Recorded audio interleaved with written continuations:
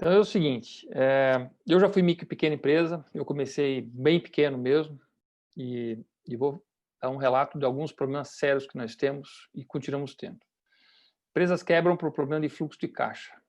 E as micro e pequenas empresas, por mais que a gente queira renegociar, a gente tem que começar a olhar para o fluxo de caixa delas. Porque no Brasil a gente paga imposto muito antes de receber.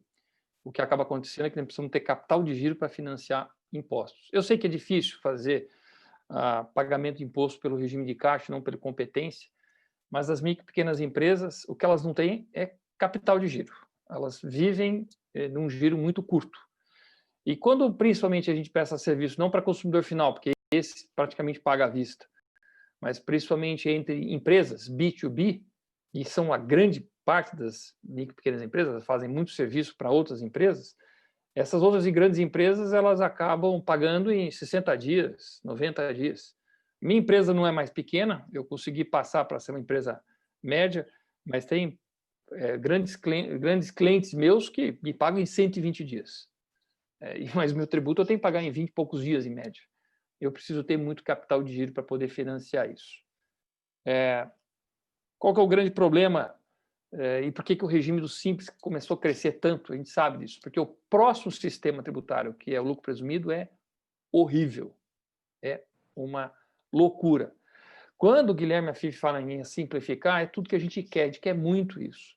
Mas como simplificar dentro do sistema tributário que tem estruturas complicadas de pagar na origem do destino, cumulativo? Quando a gente fala lá num lucro presumido, vou falar um pouco do lucro presumido, mas o Simples acaba não querendo ir para lá porque é muito ruim. A gente tem criação do bloco K para poder controlar, sem insumo, sem insumo.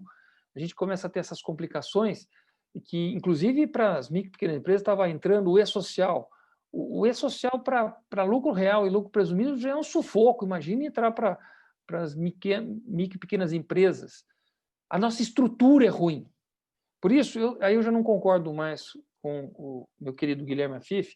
Nós temos sim que fazer reformas estruturais. Está sangrando, é melhor fazer logo uma operação do que continuar sangrando até perder todo o sangue e morrer essas empresas, no meio de uma hemorragia.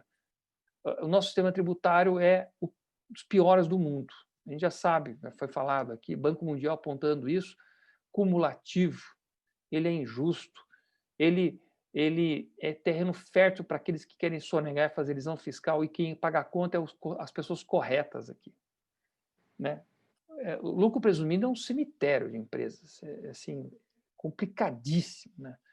Temos ainda uma outra coisa bem brasileira, que a gente tem que começar a parar de fazer isso. Eu entendo que é lei, mas as empresas, e muitas vezes os contadores pagam multa por atrasar em forma do pagamento. Quer dizer, a gente não leva só multa porque não pagou, e aí não tem que levar multa mesmo, mas leva multa porque não informou que pagou.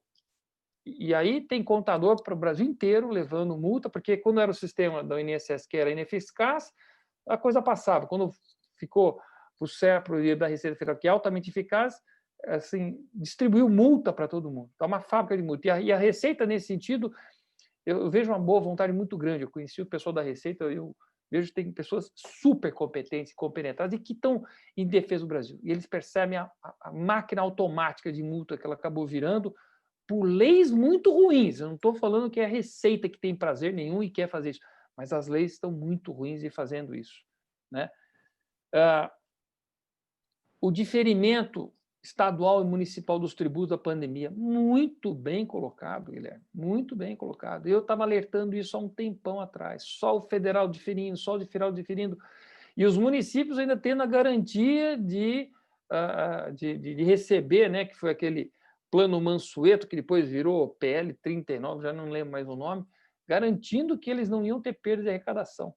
Mesmo assim, eles não diferiram nada. Não estamos falando nem de anistia ou isenção, estamos falando de diferimento. Nada. E todas as microempresas, principalmente bares e restaurantes, estão pagando, não tem o que passar e vão quebrar. Vão quebrar?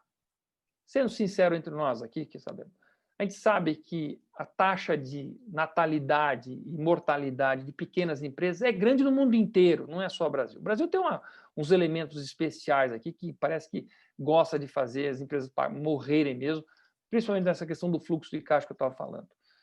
Mas é normal, vai quebrar a gente. E do jeito que quebra, também nascem outras.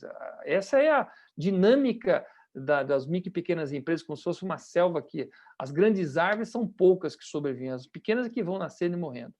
A gente tem que ter humildade para reconhecer isso. Só não temos que ajudar a matar, né? Não podemos atrapalhar. E, nesse sentido, o Sebrae faz um trabalho muito bom e a gente tem que ter mais conversa com a Receita para poder parar de atrapalhar, literalmente parar de atrapalhar. São poucas que vão para frente. E eu sou um dos defensores que o sistema tributário, a reforma tem que sair o mais breve possível, porque vamos só comparar um pouco o que aconteceu no Brasil com a Europa, só para terminar minha fala aqui. Quando você tem IVA e o país entra numa pandemia ou numa crise econômica muito rápida, o próprio sistema tributário acaba regulando o pagamento de tributos, porque as empresas muitas vezes estão vendendo almoço para comprar jantar, não estão agregando valor e não pagam tributo ou até têm retorno de tributos. Elas estão tentando vender para poder fazer caixa, elas têm retorno. Ou seja, elas acabam não pagando tributos. Automaticamente, sem medida provisória, sem nada. No Brasil, com lucro presumido, com Simples Nacional, com tributário, mesmo no Brasil em crise, a gente continua pagando tributos. A gente só paga de pagar tributos quando quebra ou quando simplesmente não tem mais caixa. Então, o nosso sistema tributário tem que estar em sintonia com as maiores economias do mundo para a gente parar de ficar pagando tributos sob prejuízo. Não faz o menor sentido isso. Isso ajuda muito a quebrar mais empresas. Muito obrigado, senhores. Sempre disponível aqui. Isalci, acho que como formação de contador vai ajudar mais ainda.